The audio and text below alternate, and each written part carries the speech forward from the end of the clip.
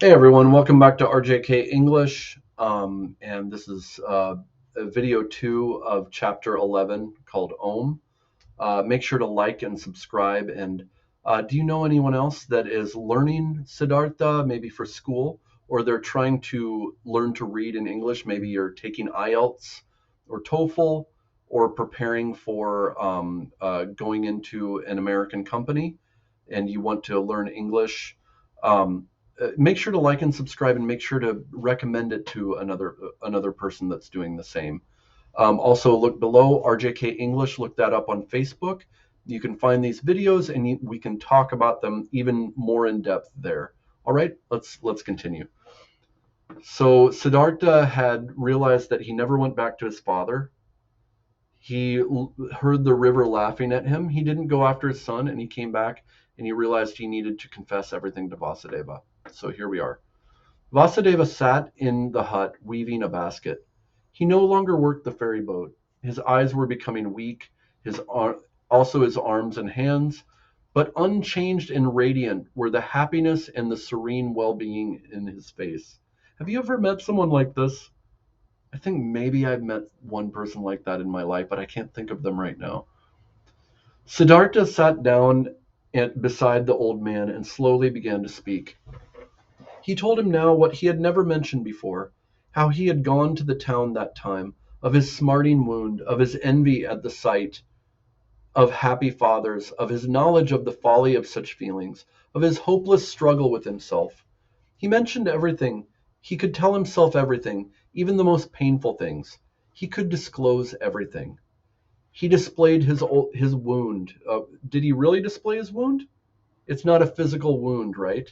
So in telling about his pain, he displayed his wound.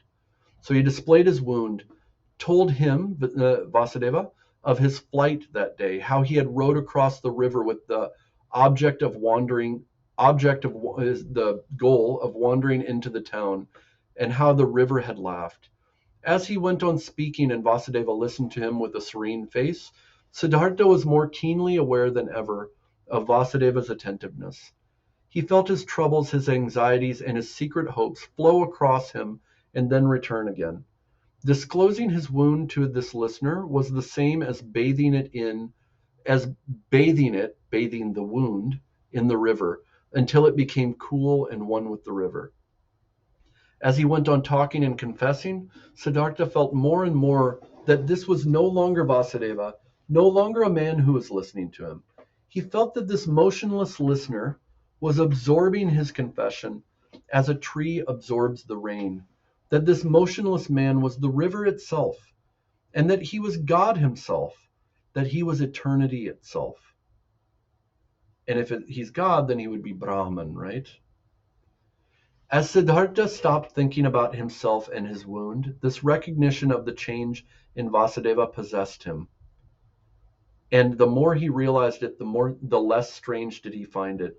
The more did he realize that everything was natural and in order, that Vasudeva had long ago almost always been like that, only he did not quite recognize it. So Siddhartha hadn't recognized that Vasudeva was almost a almost a holy being. Continuing, indeed, he himself was hardly different from him.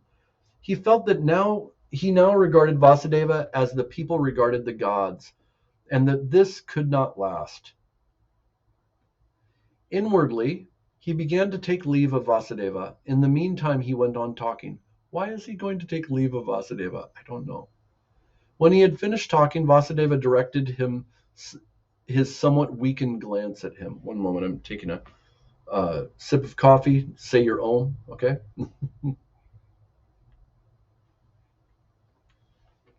Thank you. All right.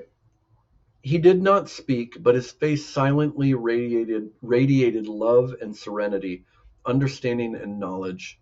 He took Siddhartha's hand, led him to the seat on the river bank, sat down beside him, and smiled at the river. You have heard it laugh, he said, but you have not heard everything. Let us listen. You will hear more. They listened. The many-voiced song of the river echoed softly. Siddhartha looked into the river and saw many pictures in the flowing water. He saw his father lonely, mourning for his son. He saw himself lonely, also with the bonds of longing for his faraway son. He saw his son, also lonely, the boy eagerly advancing along the burning path of life's desires, each one concentrating on his goal, each one obsessed by his goal, each one suffering. The river's voice was sorrowful. It sang with yearning and sadness flowing towards its goal. Do you hear? Asked Vasudeva's mute glance. Siddhartha nodded. Remember, the river, stop for a second. The river experiences everything, right? It's in the mountains. It's at the mouth of the river. It's in front of the person. It's in all places. It's timeless, right? But within that, it seems it also experiences all of life. And at that point, when he sees this in the river, he sees the river experience and echo that sound of the yearning and sadness. Remember, when the river has all of these voices, and what do they say when they combine? Om, right? Well, he's experiencing the sadness part of that right now. Okay, going on. Do you hear? Oh, and just to point out, when the river's voice is sorrowful, what is it doing? It flows towards its goal. Look at what all of these people are experiencing when they experience suffering. They're going towards a goal that makes them suffer. So when the river is yearning and in sadness, it's going towards a goal. Otherwise, it is the eternal river. Do you see that oddness there? Now, you have to decide whether going towards a goal makes you suffer. I can't imagine living life without going towards a goal, and I don't think any of us are supposed to. And we'll see at the end, maybe we can't even interpret Siddhartha as saying that you shouldn't have a goal. Maybe we have to have these things in order to get to enlightenment. We have to go through these things and suffer and do them in order to get to enlightenment. I have noticed that if someone doesn't have goals, they're almost not fully human. I don't mean that they're not human and deserving of respect, or that they're not deserving of justice or love, but they're not fully alive. When you have a goal, you are fully alive and you experience life directly. Now, you also are suffering, all right? So, but that seems to push you towards the goal of enlightenment in this. And in enlightenment, you don't have any goals anymore.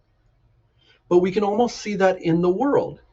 I think I'm going to stop reading here. We'll pick it up next time. I'm going to talk a little bit here. In the world, we see that there are people that throughout their lives, like right now, I'm learning about the movie Chinatown. So Robert Towne wrote it, and it is a masterpiece, absolute masterpiece. Well, I think Robert Towne might be dead now. So he made that masterpiece. What about it? He's dead, right? When he was old, I'm betting he looked back and realized maybe he said something like, what is in the Bible? Vanity, vanity, all is vanity. You know, it's all in vain. But he reached enlightenment possibly, at his older age. But that doesn't mean it wasn't valuable, all the things he did. We have to have goals. But it's all right to know that in the end, we'll probably realize that none of that really gets us anywhere. But we needed to do it. So these are the odd things about life. I want to say one more thing. So right now, I don't know what year you're listening to this in. Maybe it's 2050. Right now it's 2021, and Simone Biles, who is right now the greatest gymnast ever, dropped out of the Olympics, and we don't know why, but she said it was for mental health, and everybody's really freaking out about this. Why'd she do this? All this stuff, and guy from my state, Michael Phelps, he's actually from my city here. I've been to the pool where he swam growing up. He said, what athletes need, he said, when athletes are the face of the Olympics for a country like Simone Biles is, like Michael Phelps was at one time, they experience so much stress that it's almost overwhelming. And he said, what What they need is someone that will listen to them. Notice I said listen, not do something. Listen without trying to fix it. Someone that they can drop their mask. They can drop all of their responsibilities and they're just a person. That's what we're talking about that Vasudeva provided for Siddhartha. He was a great listener. He didn't try to fix it. I'm a fixer. I mean, I'm a teacher, so I love fixing things. But we also need people that will listen to us, right? Even Simone Biles needs someone that will just listen to her. We think of people that have died in the last 2 years, and these are my generation, so they're significant to me. David Bowie, but Prince died of an overdose. Michael Jackson, 10 years ago, died of an overdose. So many of these famous people die of overdoses. They have so much pressure on themselves and they're getting older and they don't probably have anyone that will just listen to them, that they can just be themselves and not Michael Jackson, the famous guy, or Prince, the famous guy. They can just be that guy, the one that someone knows. We all want to be known. And those are my thoughts today. This is a book about philosophy, so I have to philosophize a bit. And that's how we do this. We go back and forth within the text. We try to figure out what Hermann Hesse is saying. We try to figure out what Siddhartha is feeling because he's a character. We also try to think about our reaction to it. Okay? So anyways, I'm going to see you next time, and I think we'll be able to finish this chapter that time if I don't shut the hell up, right? Okay, if I do shut the hell up. All right, I'll see you next time.